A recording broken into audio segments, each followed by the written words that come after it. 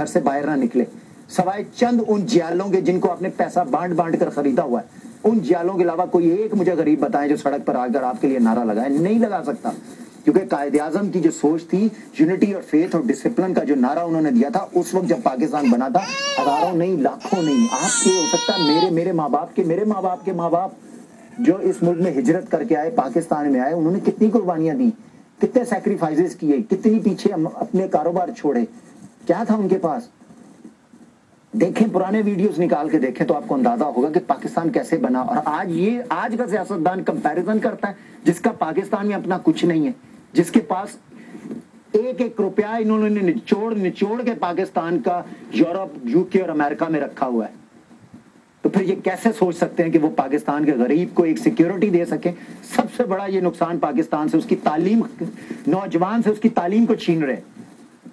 ہمیشہ ایک قوم کی سوچ میں جو سب سے بڑا رول ہوتا ہے اس کی تعلیم ہوتی ہے, اس کا ایجوکیشنل سسٹم ہوتا ہے. یہ موجودہ پولیٹیکل سسٹم ایک سوچے سمجھے ایجنڈے کے تحت پاکستان کا تعلیمی سٹرکچر تباہ کر رہے ہیں, تاکہ نوجوان پڑھا لکھا رہے گا نہیں, اور یہاں پر ہم لوگ آسانی سے اس ملک پر, ان غریبوں پر, اس پاگل قوم کے اوپر حکومت کر سکیں گے جن کو صرف نوٹ دکھانے اور اپنے کام لے لیں گے.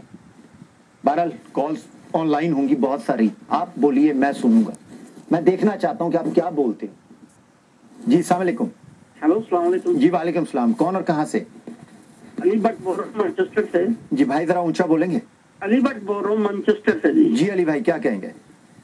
میں نے جو کچھ بولنا تھا وہ ماشاءاللہ آپ کی زبان سے سن لیا ہے, اور آپ کا مائنڈ بھی وہی ہے جو ایک حب وطن اور پاکستانی کا ہونا چاہیے. جو باتیں آپ نے کی ہیں وہی میں کہنا چاہتا ہوں جو آپ نے کہہ دیا. لیکن اس میں یہ ہے کہ میں ایک چیز کا تھوڑا سا زیادہ اضافہ کرنا چاہتا ہوں کہ پاکستان کے اسٹوڈنٹوں کو نکل آنا چاہیے تھا جس وقت قائد اعظم کے ساتھ اور ان ڈاکوؤں نے اپنا ملائی یا ڈگری جو کہہ رہے ہیں جی کہ اگر میری ڈگری جیلی ہے تو پھر قائد اعظم کی بھی ڈگری یعنی جیلی ہے. تو ادھر سے کوئی آواز نہیں آئی. ہم اپنا خون جلا رہے ہیں اور جلاتے پتہ نہیں رہیں گے. بہت خون جلایا ہے کل سے. جو دیکھا ہے پاکستان میں اتنا افسوس ہے, اتنے آنسو نکلے ہیں کہ کیسے لوگ ہواؤں میں اڑے ہیں بم کے ساتھ. آپ نے دیکھا ہوگا, آپ نے ماشاءاللہ, تو بہت ہی افسوس کی بات ہے. تو کوئی ایسا کوئی طریقہ کار بتائیں کہ جس سے یہ جو ہے نا سب کچھ رک جائے. یہ خون کی گولیاں جو کھیل رہے ہیں حکمران ہے, اس کا جاری یہی ہے. 2 پارٹیاں 3 پارٹیاں جن کا نام آپ نے دیا ہے. اور میں ایک کہنا چاہتا ہوں, آپ کسی پیڑ کے اوپر, ایک پیڑ کا پتہ ہے کہ اس کا پھل جو ہے یا اس کا جو بھی ذائقہ ہے, ٹیسٹ ہے, وہ کڑوا ہے. اس میں سے ہم میٹھے کی کیسے امید کر سکتے ہیں؟ جو اس کی جڑ ہے وہی ایک ایسی ہے, زہر سے بھری ہوئی ہے, اور اس سے ہم کیسے تمنا کر سکتے ہیں کہ اس میں کچھ ایسا پھل پیدا ہوگا جو ہماری پیاس یا بھوک مٹائے گا. یہ بہت شکریہ بھائی, آپ کی کال کا بہت شکریہ. آپ کی کال سنی, میں پھر بھی سمجھنے سے قاصر ہوں. دیکھیں یہ وہ باتیں جو میں ہر پروگرام میں سنتا ہوں, میں ہر روز ایک چینل, لوکل چینلز کے اوپر سنتا ہوں. خدا را کچھ ایسا تو کریں ہم لوگ کہ اس ملک کی بنیادیں ہلنے سے بچ جائیں. کچھ ایسا تو کرو کہ پتہ لگے کہ میں پاکستانی ہوں, تم پاکستانی ہو.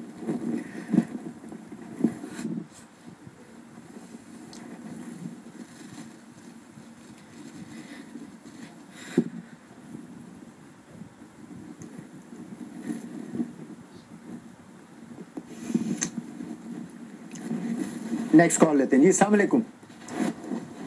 ہیلو ہیلو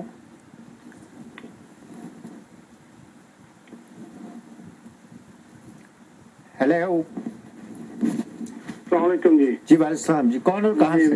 صاحب میں احمد بول رہا ہوں جرمنی سے. جی آپ نے جو باتیں بتائیں خدا شاہد دل خون کے آنسو ہوتا ہے جذبات دیکھ کر. آپ کے قدر اللہ تعالیٰ آپ کو جزا دے. مجھے یہ بتائیں کہ کیا وہ ڈگریاں جعلی لے کے آنے والے 5,000 روپیہ نواز شریف صاحب نے انکم ٹیکس دیا ہے؟ جو ملوں کے مالک جو ان کے آتے ہیں, جو لیڈر بیٹھ کے کہتے ہیں کہ وہ پہلے پاکستان بننے سے پہلے مالک تھے, لیڈر تھے, جو ملوں کے مالک تھے. حضرت عمر رضی اللہ عنہ دیکھیں, جب گھر کا کام کرتے تھے اپنے گھر کا دیا جلاتے تھے. جب وہ کام کرتے تھے اپنا دین کا تو وہ دین کا دیا جلاتے تھے تاکہ مٹی کا تیل کتنا وہ بھی جو ہے نا ضائع نہ ہو, اپنی ذات پر وہ صرف نہ ہو جائے. تو یہ جو ہمارے حکمران, تیسرا का जो सोने पर सुहागा जो उलमा जिन्होंने मदरसे खोल रखे हैं, जहाँ से ये जैकेटें बनती हैं, ये इनको तो पता है कि कहाँ से बनती हैं और पकड़ के दिए हैं। ये जो 28 मई को वाकया हुआ है, 2 जिंदा पकड़ के दिए हैं जमात अहमदिया ने इनको। तो बहुत शुक्रिया सर आपकी कॉल का। मैं बिल्कुल इस चीज को समझ गया हूं आप जो बात कहना चाह रहे हैं। एक बड़ा अजीब सा सवाल है मेरे सामने। सुसाइड जब होता है पाकिस्तान के अंदर, जब कोई बम फटता है, जब 40-50 लोग जब मर जाते हैं, जब वो शहीद हो जाते हैं, तो उसके बाद इनको पता नहीं कहां कहां से सुसाइड बॉम्बर के साथी मिल जाते हैं, कहां कहां से ये लोग पकड़ के ले आते हैं। 4 वहां से पकड़ लिए, 2 वहां से पकड़ लिए, जो कि छूट भी जाते हैं, ठीक है ना। अब ये जो पकड़ते हो सुसाइड बॉम्बिंग के बाद, वो पहले क्यों नहीं पकड़े गए?